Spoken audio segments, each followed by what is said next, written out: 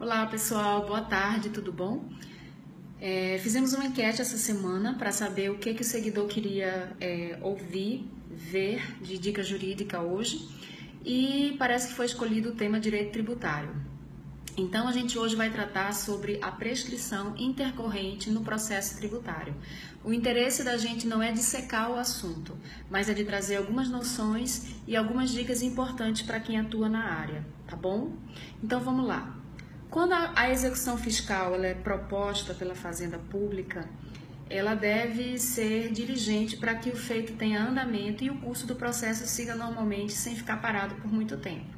Para evitar a inércia da Fazenda Pública, o legislador criou alguns mecanismos como a prescrição intercorrente, para que, uma vez caracterizada a ausência de atos processuais por parte da Fazenda, a inércia contínua e ininterrupta no curso do segmento desse processo de execução fiscal, fosse constatada a prescrição intercorrente. Então, a gente sabe que, constituído o crédito tributário em definitivo, a Fazenda tem prazo de 5 anos para fazer a execução fiscal. Essa é a prescrição, né?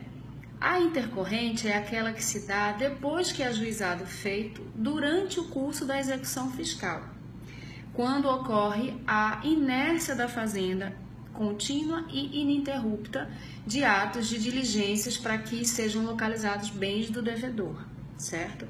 Agora, devem ser cumpridos alguns requisitos.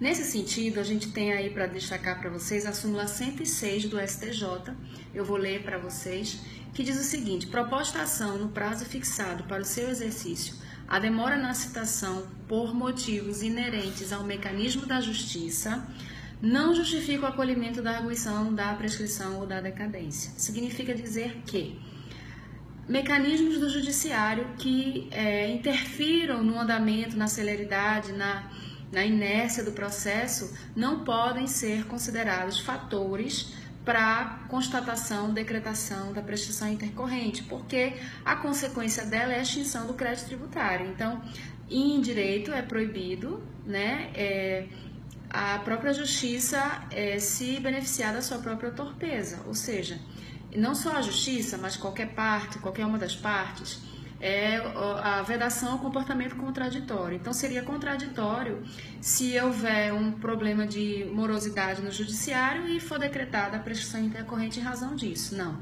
tem que ser por motivos atribuídos à própria parte, no caso a Fazenda Pública. Então, demora na citação, demora em atos processuais, não podem ser considerados para decretação da prescrição intercorrente, tá? Então, isso foi um destaque para que não seja considerado prescrição intercorrente nesses casos de morosidade do judiciário, de mecanismos da própria justiça. Então, veio em 2004 a Lei 11.051, que acrescentou o parágrafo 4º à Lei de Execução Fiscal, que é a Lei 6.830 de 1980. E esse parágrafo 4º, ele diz o seguinte: se da decisão que ordenar o arquivamento tiver decorrido o prazo prescricional, o juiz, depois de ouvida a Fazenda Pública, poderá de ofício reconhecer a prescrição intercorrente e decretá-la de imediato.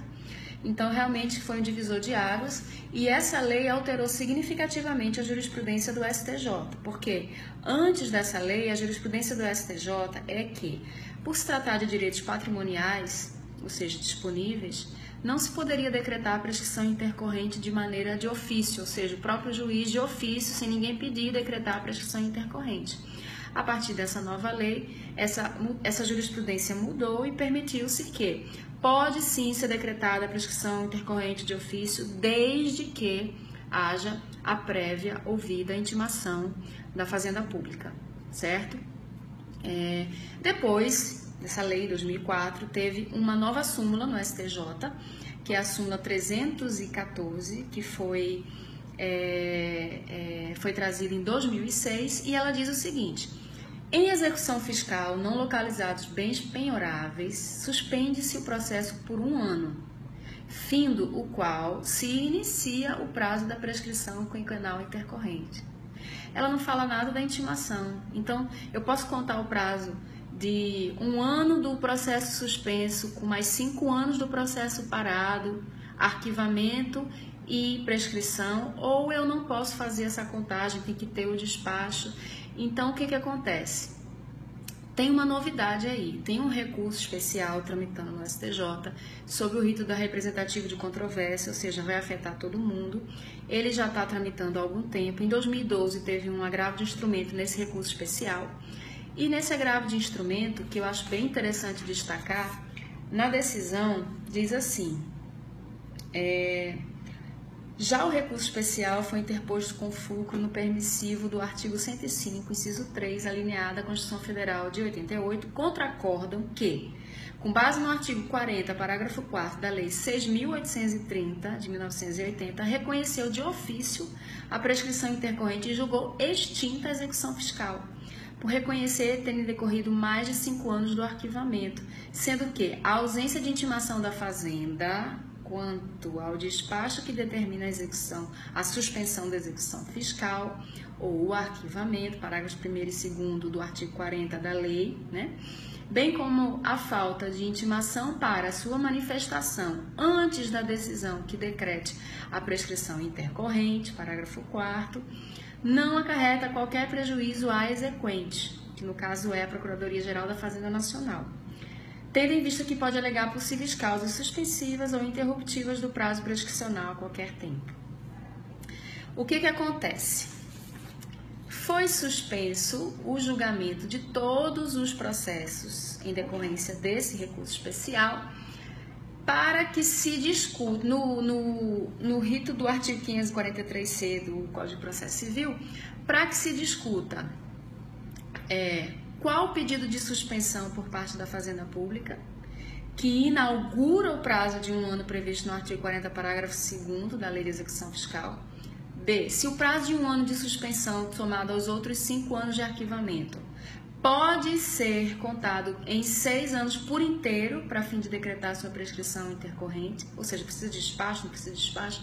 Quais são os obstáculos ao curso do prazo prescricional previsto no artigo 40 da Lei de Execução Fiscal? E se na ausência da intimação da Fazenda Pública, quanto ao despacho que determina a suspensão da execução fiscal ou o arquivamento, ou para sua manifestação antes da decisão que decrete a prescrição intercorrente, e lide ou não a decretação da prescrição intercorrente. Esse recurso especial, eu não sei se eu falei o número, é o 1340-553 do Rio Grande do Sul, porque tem um outro igual, mas é do Rio de Janeiro, não tem nada a ver. Recurso especial 1340-553 do Rio Grande do Sul, que vai definir quais são as rédeas, quais são os limites, quais são os requisitos, precisa ou não precisa de despacho, posso contar os prazos automaticamente, se não houver intimação para a Fazenda se manifestar, tem ou não tem prejuízo, afeta ou não afeta a decretação da prescrição intercorrente. Então, tudo isso está pendente de julgamento nesse recurso representativo de controvérsia 1340-553 do Rio Grande do Sul. Atualmente, ele foi concluído em 28 de fevereiro desse ano para o ministro Sérgio Cuquina, pedido de vista para julgamento. Então, é uma expectativa que a gente tem, muitos contribuintes nessa situação, inclusive esse recurso especial tem a ver com uma microempresa, tá? E isso vai afetar muita gente, com certeza, porque se a gente tiver um julgamento aí que favoreça o contribuinte e diminua as amarras para a Fazenda Pública, né, vai beneficiar muitos empresários que tiverem execuções fiscais em curso paradas há muito tempo, né? Então, vale a pena acompanhar, né? Para quem é advogado, só cadastrar no sistema PUSH do STJ para receber essa informação dos andamentos processuais no seu e-mail e se manter informado a respeito disso, tá bom? Então, nosso vídeo termina por aqui. Um bom final de semana para vocês e a gente espera ter trazido alguma elucidação sobre o tema, obviamente sem o intento sem a pretensão de esgotar o assunto, porque, aliás, esse assunto ele é extenso, né? A gente teria que tratar de uma forma muito mais profunda, mas a gente procurou aqui pincelar algumas coisas interessantes para vocês, tá bom? Beijo e até a próxima Dica Jurídica. Tchau!